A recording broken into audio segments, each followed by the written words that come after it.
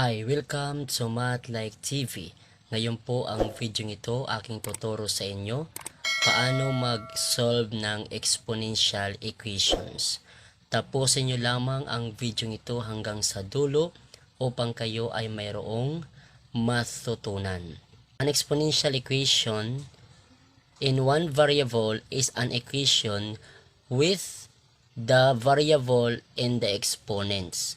Sa mapansin nyo po, ito yung equation na ang kanyang exponent ay mayroong variable. In solving exponential equations, by equating exponents, property use. Okay? So, ang pag-solve nito, by equating the exponents. So, kailangan na yung kanilang base ay dapat magkaparehas. Okay? Then, you can equate the exponents. Okay? So, gagamitin mo yung kanilang exponent sa pag-solve. Okay? So, dapat ang kanilang base ay parehas. So, kung ano yung sa kabila, ganun din sa kabila. Okay? So, example, itong number 1 ang given natin, letter A, 16 raised to negative x equals 1 over 64. So, ang 16 ay perfect number. Okay? So, ang factor ng 16 ay 4 times 4. That is 16. So, itong 16 ay lagyan natin to 4. Then yung squared. Okay? Dahil 4 times 4, that is 16. Then yung exponent, negative x. Sulat lang natin. Then yung equals. Ang 64, pwede natin siya ilagay sa taas. So, magiging quantity 64 siya. Then itong 1 ay magiging exponent na negative 1. Okay? Yan po ang equivalent ng 1 over 64. Okay, next, itong exponent, i-multiply natin dito sa exponent ulit sa negative x. So, ang base, isulat lang natin.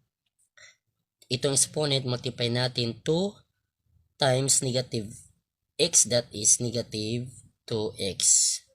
Then, equals, itong 64 ay pwede natin siya i-factor. Okay? So, dito ay 4, dapat dito rin ay 4.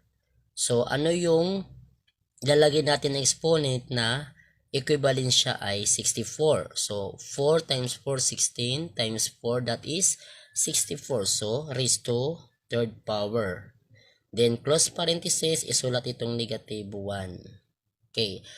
Kung paano ginawa natin dito, ganun din ang gagawin natin. So, copy lang natin ito dito sa kabila na negative 2x ang exponent. Then, i-multiply natin ang exponent itong 3 at saka yung negative 1. So, ang base, isulat lang natin yung 4. 3 times negative 1 ang exponent equals, that is negative 3.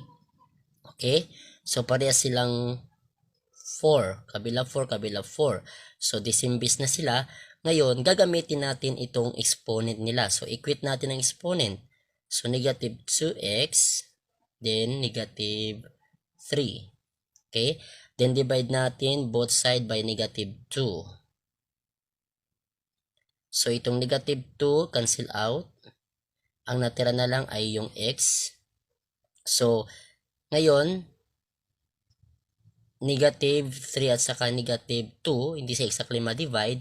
So, ang kanilang sign magiging positive dahil pareha silang negative. Kasi pag nag-divide ka ng negative divided by negative, that is positive. So, dito ay 3 half. Positive 3 half. So, ito ang final answer. Okay?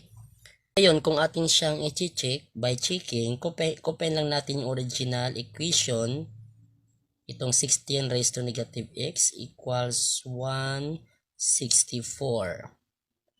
Then, substitute lang natin ang value ng x. So, that is, value of x ay positive 3 half. Bakit negative? Kasi negative dito po ang original equation, negative x. So, ang value of x ay positive 3 half. So, ang fraction niya ay negative 3 half. Equals 164. Okay, ngayon, dahil ang fraction ay negative, ilagay natin siya sa denominator para maging positive siya.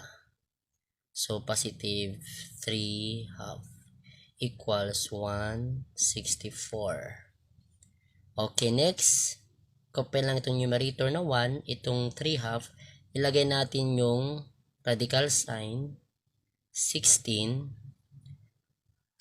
Then, kopyahin 164 equals 164.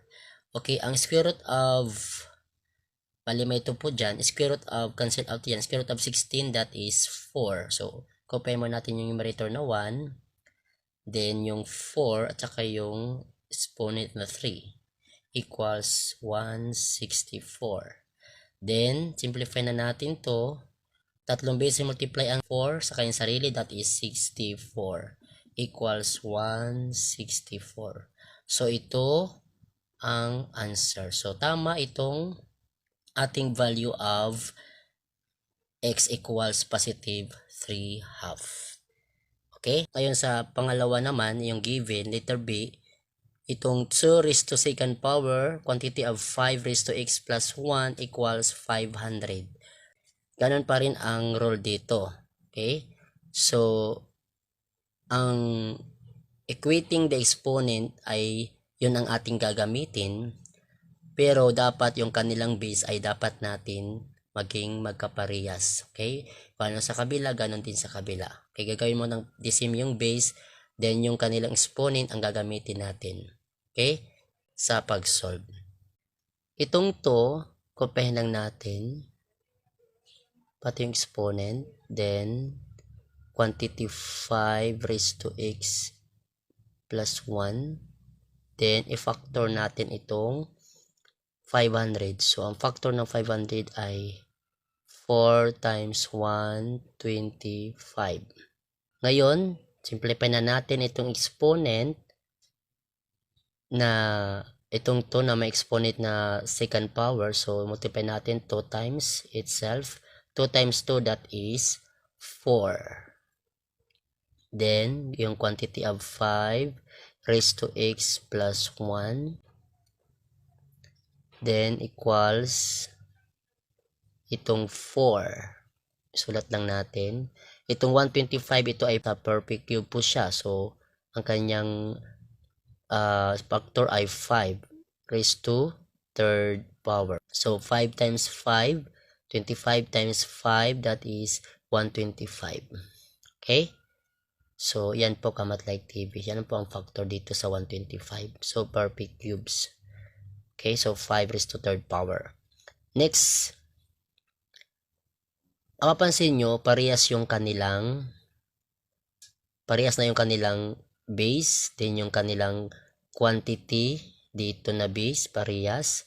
So, ang kanilang exponent ngayon, ang ating i-equate. So, x plus 1 equals positive 3. Then, transpose natin itong positive 1 sa kabila. So, ang naiwan na lang ay x equals 3 transpose from positive 2, magiging negative siya. So, the value of x is positive 2. 3 minus 1, that is positive 2. Okay? So, ngayon, by checking, kupahin lang natin ang kanyang original na equation. Okay? Itong 5 raised to x plus 1 equals 500. Then, substitute lang natin yung value of x. Itong 2 raised to second power, quantity of 5. Anong value of x dito sa ating solution set is 2. 2 plus 1 equals 500. Then, simplify na natin. 2 times 2 kasi may exponent siya. So, dalawang beses multiply, that is 4. Then, itong exponent, ating i-plus. 2 plus 1, that is 5 raised to third power equals 500. Then, simplify muna natin itong sa loob ng parenthesis. Multiply tatlong beses itself itong 5. 5 times 5, 25 times 5, that is 125 equals 500. Then 4 times 125, that is 500 equals 500. Okay? So, yan po Kamat-like TV. So, makita natin na tama ang kanyang solution, tama ang ating value of x. So, ngayon kung mayroong natutunan, pakipindot naman ang like, at kung bago pa lamang sa aking channel, huwag kalimutan pindutin ang subscribe, maging ang bell notification upang ikaw ay laging naka-update sa mga bagong video ni upload sa aking channel na ito. Maraming salamat po sa inyong panonood.